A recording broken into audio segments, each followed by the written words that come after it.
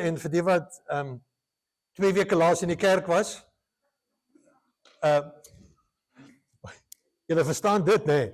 Ja, ja, hier's papiertjies, die wat papiertjies wil hê. Wonderlik, wonderlik. Dit is maar net vir notaatjies. So, kom ons praat maar gou so 'n bietjie. Vir die kuiermense en die wat nie weet nie, ons is besig met die ABC van jou journey met die Here. Ons weet mos in ons gemeente dat ons leer mense om Jesus te volg. Hens die prentjie, Jesus, so to speak, stap en uit sy kleed uit val die alfabet en die mense tel letters op en ons preek die letters. So die Here gee vir ons 'n letter en dan and there we go. So ons is nou 2 weke terug het ons A gedoen en wat was die woord vir A? Adoption. Yeah, well done. En aanneming en toe het ons verlede week gekom by B en dit was Barnabas. Wat was die sleutel? What was the key for Barnabas? Is an encourager, to be an encourager. En ons moet 'n bietjie weer gaan besoek. Barnabas se lewe is amazing. Die 4 plekke waar hulle van hom praat. Die maniere waarop hy encourage het. So nou vanoggend is dit nou C. So ek wil net vir julle sê, hier in ons gemeente is 'n paar skerp mense. Ons preek nou nog nie. Ons praat net dat hulle eers die papiere uitdeel. Het almal wat wil hê. Dis maar net 'n notapapiertjie. Right. Moet ons gaan druk vir volgende week, ja. So ons het 'n paar skerp mense in die gemeente. So vanoggend is ons besig om te oefen en die dame wat hier oefen. Ek wil nou haar nie blootstel nie, maar die dame wat gesing het, sy sê toe sy gaan gou die man en kinders haal want hulle gaan see toe. En ek dink dis nie lekker weer vir see nie. Ek was bietjie stadig. Hulle wil see toe kom, maar see is hier. Ons gaan vanoggend see doen. Skerp, hoor? Ja. Dit grens aan briljant. So vanoggend gaan dit oor see. Nou there's a lot of words in the Bible. Unfortunately, not so many Afrikaans words with sea. I think the most important word in the Bible starts with a C in Afrikaans. Christus. Christus leef. Okay, maar as in Engels daar die hele spul. So hier's 'n klomp. Sê jy vanoggend is Christ and Christ-like and compassion and confess and communion and church and children and cross and consecration and cornerstone and courage and care. En daar's nog. Okay, so ons kan oor 'n klomp goed gaan praat vanoggend. Een van hierdie. En dis waar nou ek met die Here moet praat oor watter see wil lê op sy hart. En so dis nou vanoggend se see. Wie wil 'n raaiskoot vat? Hy's nie daar nie. Wie wil 'n raaiskoot vat? Wat is see? Ja. As jy verkeerd is, gee my 'n chocolate. Okay, nou bly hy stil. Okay, vanoggend se see is covenant. Covenant, verbond. Nou hoekom ek graag en ek dink op die Here se hart op my hart gedruk het, is there's sometimes a misunderstanding about covenant. So ek gaan vir jou niks niets leer nie, maar gaan jou herinner aan hoe lyk 'n covenant, wat is 'n covenant, hoe dit gelyk in die Ou Testament, hoe dit gelyk in die Nuwe Testament, what is a covenant? And up front I want to tell you, I don't make any covenants with people. Ek maak nie 'n covenant met 'n broer nie. Ek sit nie daai heavy op hom nie. But I give a brother my yes. And my yes will be my yes. And my no will be my no. But I don't go into a covenant. Maar ons gaan nou lekker daaroor gesels. So it's more like a lecture. Dis 'n stuk teaching vanoggend. Dis nie lekker preek nie. Verstaan, ek het 'n pel wat as hy nou lekker gepreek het, dan sê hy vir my, ek het 'n klomp mense raak gery vanoggend.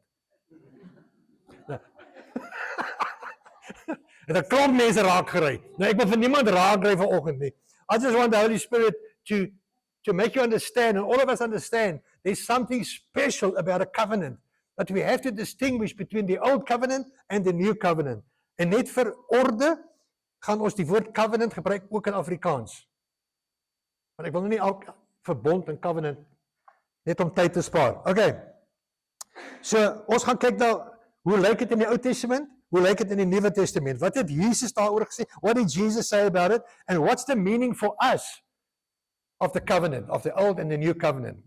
Iewers moet ons betekenis hê daarin. Reg?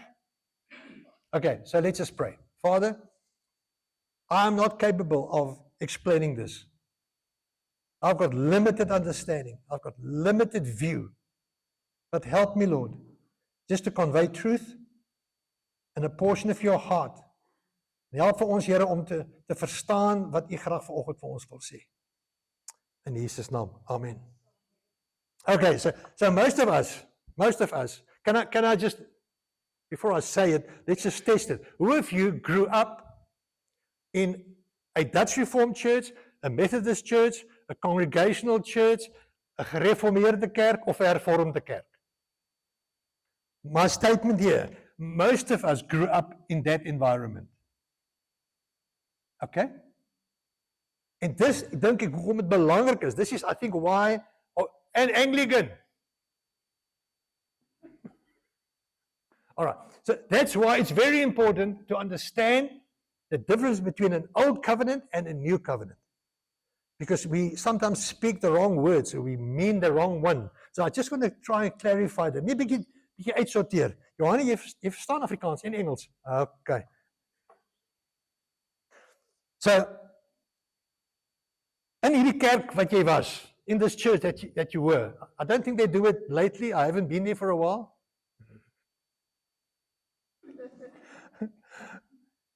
But I grew up where every Sunday they would quote Exodus 20.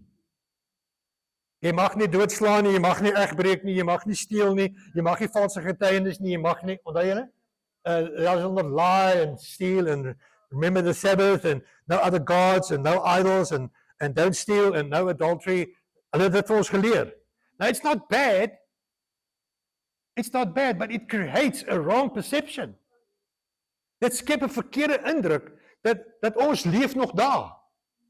And we can't use that. You can, we'll get to that at the end. You can use that if you want to. Because it's not wrong. It's in die woord. En ons glo die woord, but something happened midstream. So ons gaan 'n bietjie daarna kyk. En jammer dat ek al kan my bril op en af sit, maar anders moet ek so vir julle kyk en ek hou nie daarvan nie. Goed. So the problem with the law of Moses, if you live under the law of Moses, then you can maybe come to a place where you say, I'm not that bad. I get about 7 out of 10. And in any school, 70% is good. You can progress to the next year. En op jou rapport staan, hardwerkend en mooi gesindheid. En my CB-rapport het gesê, Juffrou Bosman het geskryf, nee staan dit 1, Juffrou Bosman het geskryf, Gerard het 'n goeie hart. Toe sê my broer vir my, oppas vir Chris Barnard, dat hy jou nie in die hande kry nie. Die jonges sal nie die grap verstaan nie. So we can have the perception that if I do good under the law, under these 10 things, pragtig, ek het nog iemand doodgemaak nie, ek het nog nie gesteel nie. Los nou maar die chappies by die koffie toe ek 4 was. You can like kind of judge yourself and give yourself a percentage and you can feel, no, I'm not that bad. And when you reach that, as jy daai plek bereik het, want ek is nie so sleg nie. Volgens daai 10 goed, doen ek alright. Then you're living a lie. Because we are rottenly bad. Okay, enough said. Ons gaan aan. En dan skielik kom Jesus op die toneel. And Jesus appeared. So we get the Old Testament and it was the law of Moses, die 10 gebooie, the law. And then Jesus came, born by the Virgin Mary, he grew up and he was under the law. Hy was onder die wet. Hy moes die wet gehoorsaam het. Hy het bietjie rebelleer teen die wet. Want hy het geweet wat kom. Where did he rebel? He would heal somebody on the Sabbath. Dan gee die Fariseërs en die skrifgeleerdes hom pak sla. Hoe kan jy dit doen? En hoe kan jy saam met sondaars eet? En hoe kan jou disippels eet sonder om gereinig te word? All kinds of laws. And Jesus was busy setting his followers free from that law. Maar hy kon dit nie radikaal, hy kon nie opstaan en sê, vergeet daai wet nie. He was challenging the law. And then, the scripture that we all know so well, it's up there, Luke 22.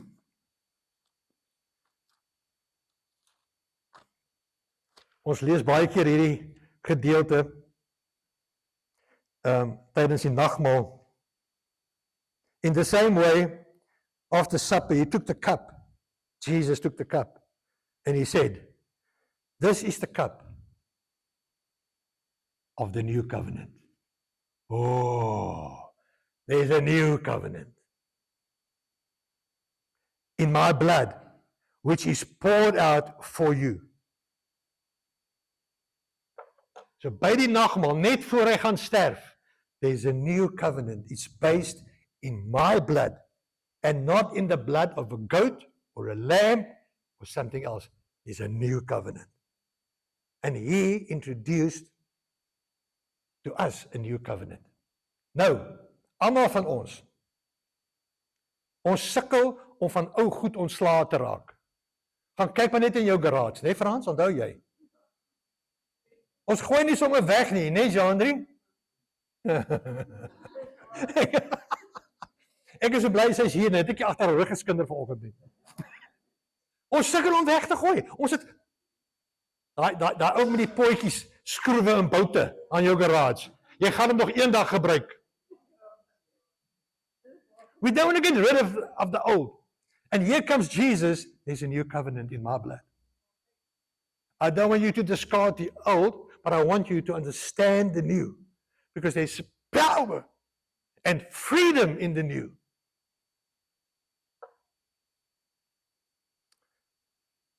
Ons moet 'n bietjie gaan kyk, wat is die verskil tussen die twee covenants? Ons gaan dit nou doen, want ons weet mos dat die Ou Testament verwys na die Nuwe.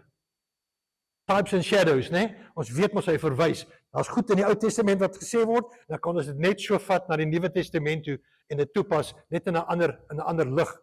But we have to understand the Old Testament, Old Covenant. Ons moet dit verstaan.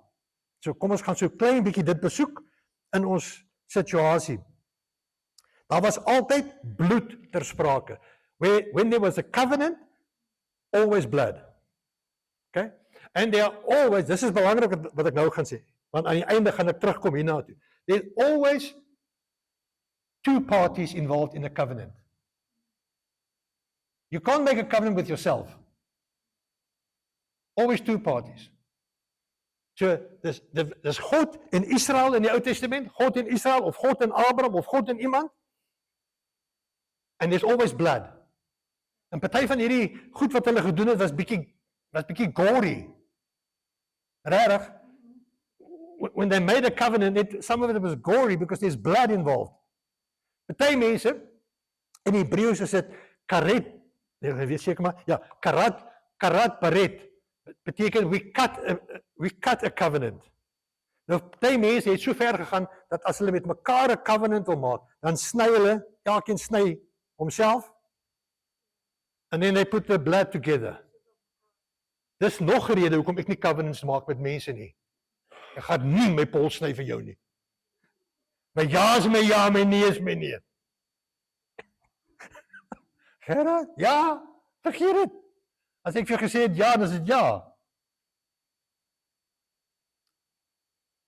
Right, so cut the covenant. That was the concept. There has to be blood. So kom ons gaan kyk gou 'n bietjie daar in Exodus 24.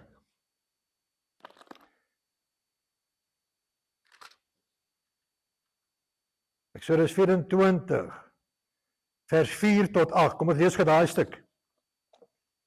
He got up early in the next morning. He built an altar at the foot of the mountain and set up 12 stones, pillars, representing the 12 tribes of Israel. Then he sent young Israelite men, and they offered burnt offerings and sacrificed young bulls and fellowship offerings to the Lord. Moses took half of the blood, so hulle het dit goed opgesny, half of the blood, and put it in bowls, and the other half he sprinkled on the altar.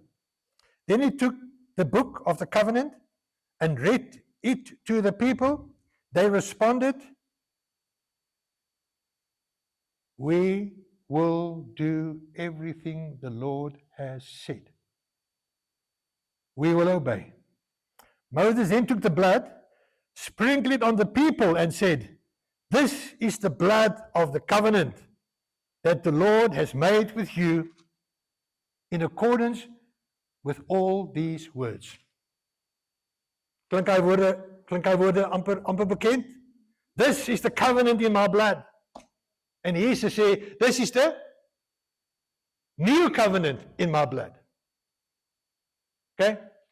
So daar's bloed. Check hierdie gorie in. In Genesis 15 vers 8.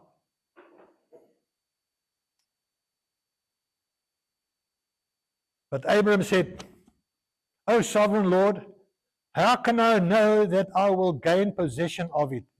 God en Abraham het 'n gesprek gehad, they had a conversation, and Abraham is asking, "But how will I know?" All right. So the Lord said to him, "Bring me a heifer, a goat, a ram, each 3 years old, along with a dove and a young pigeon." Abraham brought all these to him, cut them into 2 pieces, and arranged the half on the one side and the other half on the other side. The birds, however, he didn't cut in half. Nou is ek prakties. Ek kon seker nie vang nie. Okay. Dis verkeerd, nee, is verkeerd. Then the birds of prey came down on the carcasses, but Abraham drove them away. As the sun was setting, Abraham fell into a deep sleep, and a thick and dreadful darkness came over him. Then the Lord said to him, "Know for certain that your descendants will be strangers in a country that is not their own. And they will be enslaved." Luister na hierdie storie. Ons sal dinge moet so maklik gaan met ons. They will be enslaved and mistreated for 400 years. Kan dit wees? "But I will punish the nation they serve as slaves, and afterward they will come out with great possessions. You, however, will go to your fathers in peace and be buried at a good old age. In the 4th generation, your descendants will come back here, for the sin of the Amorites has not yet reached its full measure." When the sun had set and darkness had fallen, luister nou mooi, a smoking fire pot with a blazing torch appeared and passed between the cut pieces. On that day, the Lord made a covenant with Abraham, and he said, "To your descendants I give this land." Daar's 'n lang gewag. Maar Abraham doen wat die Here sê. Hy sny hierdie goed op, sit hulle weg, en God kom self in godly presence. He walked among that, and then he says, and he made a covenant with the 2 people, God and Abraham. And he will be faithful. There's always 2 people in a covenant. So this is kind of a bit of a background of a covenant. And then also, we come back to the Day of Atonement and the high priest. We'll get to that. So let's just look at 5 or 6. I think it's 6. 6. 6 differences or corresponding facts of the Old and the New Covenant. Want dis wat vir ons gaan geld. Okay? 5 of them. 6 of them. There's 5, I'll put on the 6th one. My eie een. Kijk, mens kan nonsens praat, solank jy sê dit. dan kan jy ons nou kies of jy dit wil glo. Maar as ek sê die woord sê, dan glo ons, maar as ek iets bysit, kan julle nou kies. Okay? Alright, so let's go.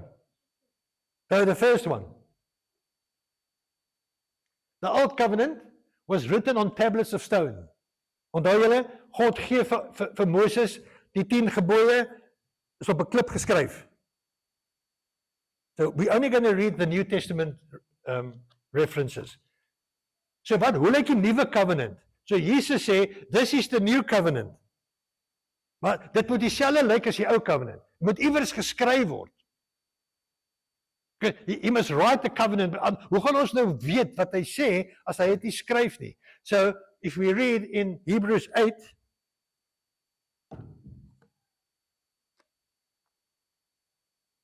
in Hebrews 8 verse 10, this is the covenant I will make with you, with the house of Israel. After that time, declares the Lord, I will put my laws in their minds, and I will write them on their hearts, and I will be their God, and they will be my people. I will be their God, and they will be my people. Twee partye. God maak covenants met mense.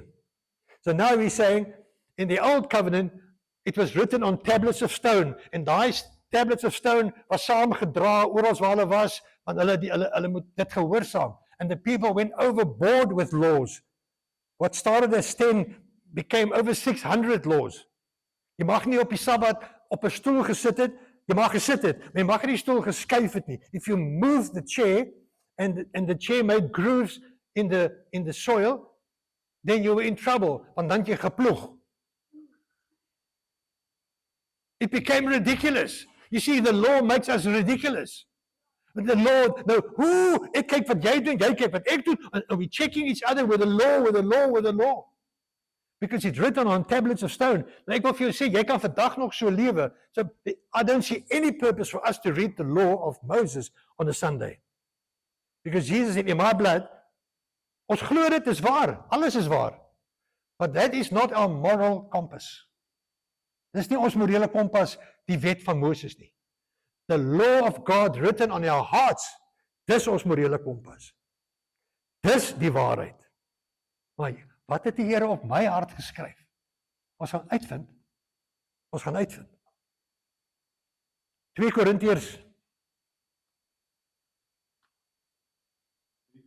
3 vers 3, dan kom Johan.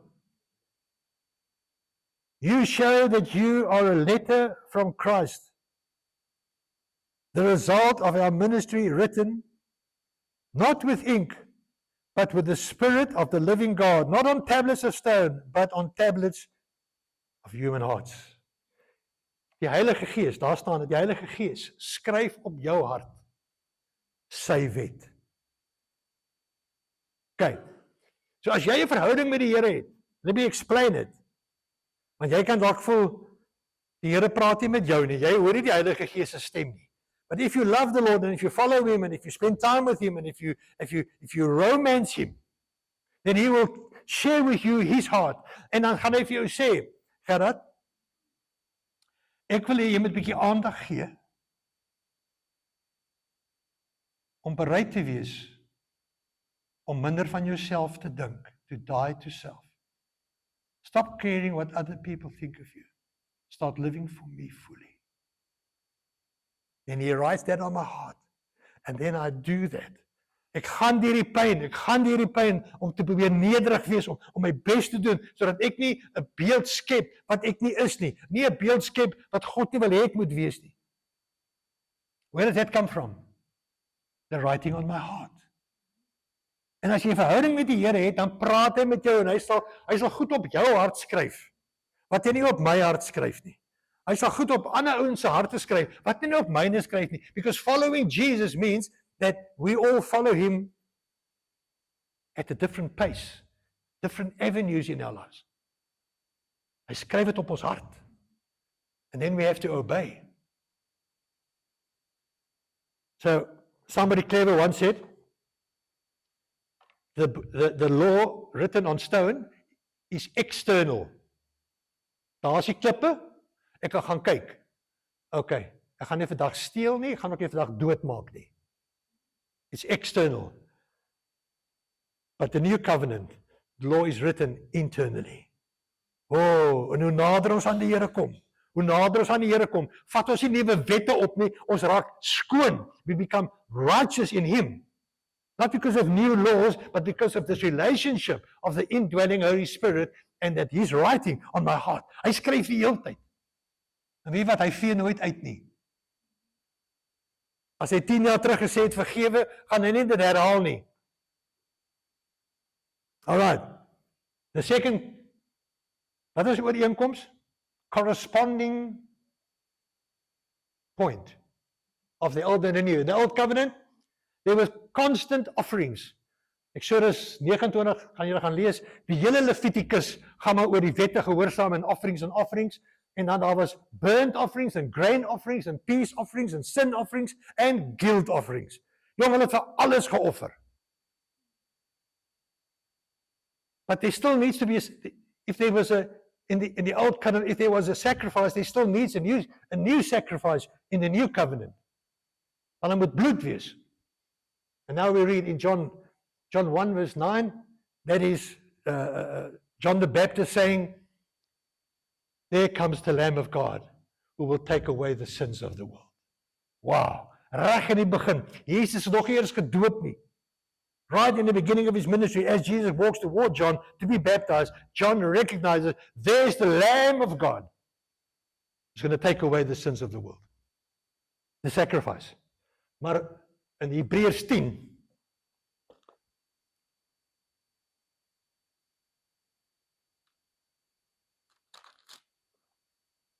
in Hebreërs 10 vers 8 tot 10. First he said sacrifices and offerings, burnt offerings and sin offerings, you did not desire, nor were you pleased with them. Although the law required them to be made, then he said, here I am. I've come to you, do your will. He set aside the first to establish the second. And by that will we have been made holy through the sacrifice of the body of Jesus Christ once and for all our sins. So in the old covenant it was continuous. Een keer 'n jaar, Yom Kippur, dan gaan die hoëpriester in die allerheiligste in. Dan gaan hy in met 'n tou om sy voet en met klokkies aan sy kleed. Dan sê daar binne besig om vir die mense vergifnis te vra vir hulle sondes voor God. En as hy moet bly beweeg en daai klokkies moet klink. Want hy moet lewe, verstaan jy? As daai klokkies stil raak, dan trek hom met die tou uit, want hulle mag nie ingaan nie. En nou is daar twee diere. The one was all the sin, the one was sacrificed, was cut up and sacrificed, and the other one was prayed over, and all the sins of the people went into this goat. En dan stuur hulle hierdie goat daar in die vlakte in. Die arme bok. So Jesus came. Once and for all. He took all our sins upon him. Jou sonde van die verlede, jou sonde van vandag, ook die sonde van môre en oormôre. If you stay in the covenant of his blood. Dis nie van selfsprekend nie. There are roles to play in the covenant. So the Lamb of God was the perfect once and for all. Is dit nie amazing nie?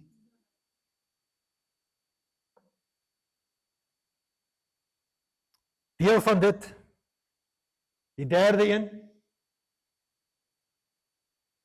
the old covenant, there was the entering, daar's 'n spelfout. Een moet weggaan, maar van julle het dit eers gesien nie. Entering the Holy of Holies on the day of atonement, which is Yom Kippur, and the priest and the high priest were there. So in die Nuwe Testament, omdat daar nie meer sacrifices hoef te wees nie, and because the veil has been torn, die significance van dit is daardie gordyn wat geskeur het van bo na onder, dis God wat sê, ek gaan nou die allerheiligste oopmaak, sodat elkeen van julle, every one of you, can enter the holies of holies, which is His presence. You don't have to pay or do anything to get forgiveness of sin. You can come and repent your sin in front of me, in my presence, in the holies of holies, and I will forgive you right there because Jesus died. And because I am now the great high priest. Het jy meer 'n priester nodig nie? Het jy meer 'n bok nodig nie? Niks nie. We can enter into the holies of holies. And we can spend time with our Father. Wat doen ons dit? Dis die vraag. Gebruik ons hierdie wonderlike voorreg? And I don't want you to feel guilty, but do we really use it? That God is saying, I'm waiting, the veil has been torn, come into my presence, kom geniet my. Come and get your freedom, come and get your healing, come and get your forgiveness, come and get whatever you need. Because I'm the great high priest. Daai teksvers in Hebreërs 4:14 tot 16. En ons gaan dit lees. Therefore, since we have a great high priest who has gone through the heavens, Jesus, the Son of God, let us hold firmly to the faith we profess. For we do not have a high priest who is unable to sympathize with our weaknesses, but we have one who has been tempted in every way, just as we are, yet was without sin. Listen to this. Let us then approach, kom ons gaan nou in, the throne of grace with confidence, so that we may receive mercy and find grace to help us in our time of need. Come on, man. In your time of need, we need to enter the holies of holies. The great high priest is there. He wants to help us in our difficult times. He's always available. Not like in the Old Testament once a year. Goed, die vierde een. In the Old Testament there was a temple and there was a tabernacle and there was the Ark of the Covenant, which was the presence of God. In 1 Kings 8, you can read it all about the covenant, the Ark of the Covenant and the temple. En hulle het baie tyd spandeer aan die tempel. There were plans and so many this and so many that to build this temple. But then in the new covenant, in His blood, dit maak my hart so goed as ek sien hoe skryf julle. It's fantasties. So what's in the New Testament? 1 Corinthians 6.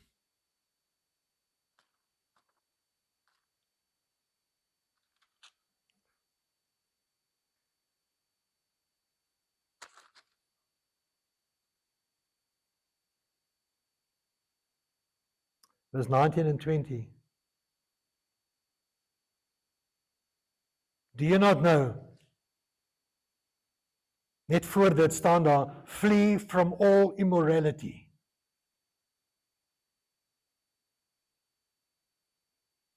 Do you not know that your body is a temple of the Holy Spirit, who is in you, whom you have received from God? You are not your own. You were bought at a price. Therefore, honor God with your body. Ons liggame is die tempel van die Heilige Gees. Party mense glo nog steeds dat as jy hier in die kerkie inkom, moet jy jou anders gedra. You have to behave differently when you walk into a church because this is the house of God. Jy is. If you're in the new covenant, then your body is the house of God, not this place. I remember when we were in the army, some people wanted to have a little cell group, but there was no space. So they went to the commandant and said, Commandant, ons soek 'n plekkie, ons wil Bybelstudie hou. But the commandant, he knew the Lord. So he said, use the bar. What? Use the bar. Ja, gebruik die bar. Ja, maar, commandant, daar's borde ligborde, these light boxes with Lion and Heineken and all kinds of things, en 'n paar ongure posters. En jy maak dit net toe as jy wil. Sê nee, het werk nie so nie. Hulle het gestaan, daar sit 'n rook tot laat nag en vloek en so. Hey, dis fine. Gebruikbaar. They couldn't get their heads around this. Then the commandant said, it's just a building. What are you throwing into the temple of God? What is coming out of supposed to be the temple of God? What thoughts are you tolerating in the temple of God? This is not the temple of God. This is not the house of God. Dis 'n baie gerieflike kerkie. Dankie Jesus. Vir ons om in mekaar te kom, dat ons nie onder 'n boom moet sit nie. Prys die Here. Ons kan net so onder 'n boom sit, because we are the temple of God. Nou as jy na Fred kyk, Fred staan op. Volgens my ma se definisie, draai ook staan hier, volgens my vir die video, volgens my ma se definisie, lyk die tempel van die Heilige Gees so. Lekker maar upright, haartjies netjies. Jy is 'n tempel van die Here. Ek is meer 'n kathedraal.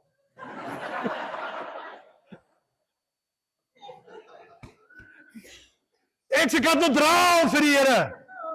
Yeah. Have you seen those cathedrals? Pilare en pype. I'm a cathedral. But of the Holy Spirit. We have to look after our bodies. Because we are the temple. Do not neglect the temple. Spiritually, physically, and emotionally. Don't. Daai 3 tankies moet vol wees. Otherwise, we neglect the temple of the Holy Spirit. The fifth one, the Old Covenant. As jy nie gedoen het wat daai verbond gesê het nie, was jy gestraf.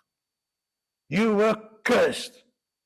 Daar was nie wegkom kan. You couldn't hide from that. Want as jy daai goed nie gedoen het nie, dan is jy gestraf. Of die volk het jou gestraf, of die fariseërs het jou gestraf, of God het jou gestraf. But somewhere you were cursed. Praise the Lord for Jesus. Praise the Lord for the one sacrifice once and for all. Die sonde raak meer, maar soos wat die sonde meer raak, so raak die genade groter. So donkerder soos wat dit word, so ligter raak dit. In the new covenant. Come on man! But in the new covenant, there's blessing. Ja maar Gerard, wacht nou. Die Here sê, as jy na 'n vrou gekyk het met lust in jou eyes, as jy gekyk het, dan het jy klaar oorspel gepleeg. In die Ou Testament was dit maklik. Ek moes eers oorspel pleeg, wat dit ook al beteken. Wat ook daar gebeur, ek weet nie, maar jy moet eers dit doen, dan sê jy skuldig. Nou sê die Here, jy moet nie eens kyk nie. Jy kan nie eens vir 'n broer sê, maar jy's 'n fool nie. Want jy klaar moord gepleeg. It's a different standard. Die verskil is, dis die amazing gedeelte of this covenant, if we are in this covenant. The covenant is not just a given. Not everyone can say, I'm in the new covenant. The amazing part is, if I have lusted, if I have called somebody a fool, if I have sinned, then I go into the holiest of holies, to the great high priest, I confess my sin, and he says, you're forgiven. There's grace. There's grace. En die 25ste keer gaan hy vir jou sê, kan ek nie iets in jou lewe verander nie? Can I change something in your life? So that you don't have to come back time after time after time. It's this relationship.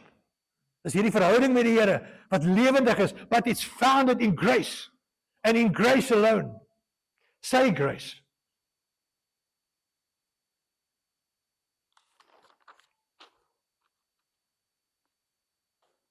In die ou verbond, in the old covenant, just before the Day of Atonement, just before Yom Kippur, they would quickly go to people and make right. Want hulle wil min sonde aan die priester oorhandig. Wat gebeur as hulle dit nou nie doen nie?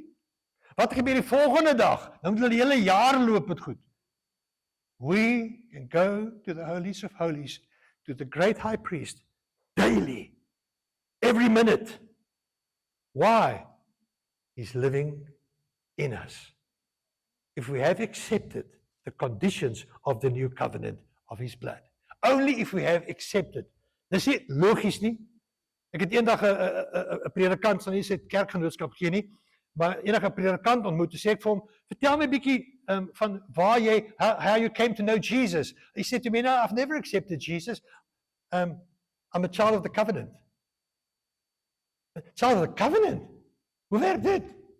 No, I've never doubted God. My parents never did. And when I was young, they brought me to the church. They put water on my head and they said, I'm a child of the covenant. So I said, you don't need Jesus. No. I'm under the covenant. You see, we can be deceived. Om te glo dat ons is in 'n verbond. Ons is net in 'n nuwe verbond as ons Jesus aangeneem het. If we accepted Jesus and said, all right, Father, you're the one party, I'm the other one. I want to be in this covenant. I want to be in this grace. I am going to sin, I know that, but I'm going to try and be holy. And then when I fail, there's grace. I don't sin, like Paul said, I don't sin more because there's more grace. No. Probeer dit in jou huwelik. Probeer in jou huwelik so 'n bietjie meer sonde doen, want jou vrou gaan jy mos vergewe tot op 'n dag. And then you walk away with a garden hose in your nose.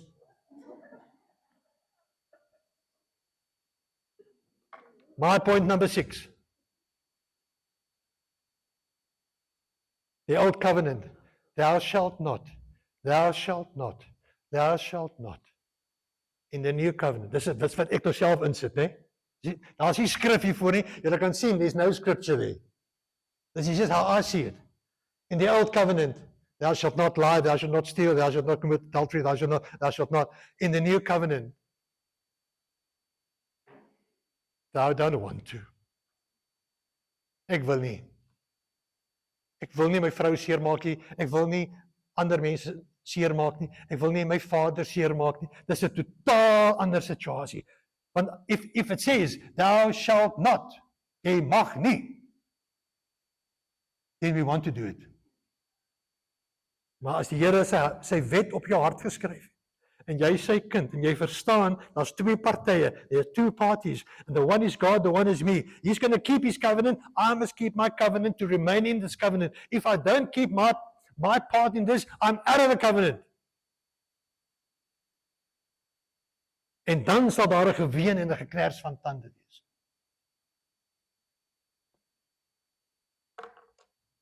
And then there's a scripture. And Keith Green sings a song. That's a song I woke up the whole week because of this message. To obey is better than sacrifice. I don't need your money. I want your life. Die nuwe verbond, the new covenant, is a choice between life and death. And the byproduct is forgiveness and grace and love and a holy life. Amen. Amen. I hope you understand the old and the new covenant a little bit better. Praise die Here. I feel very inadequate preaching about this. Want al wat ek ken is net genade van die Here. So dan. Amen.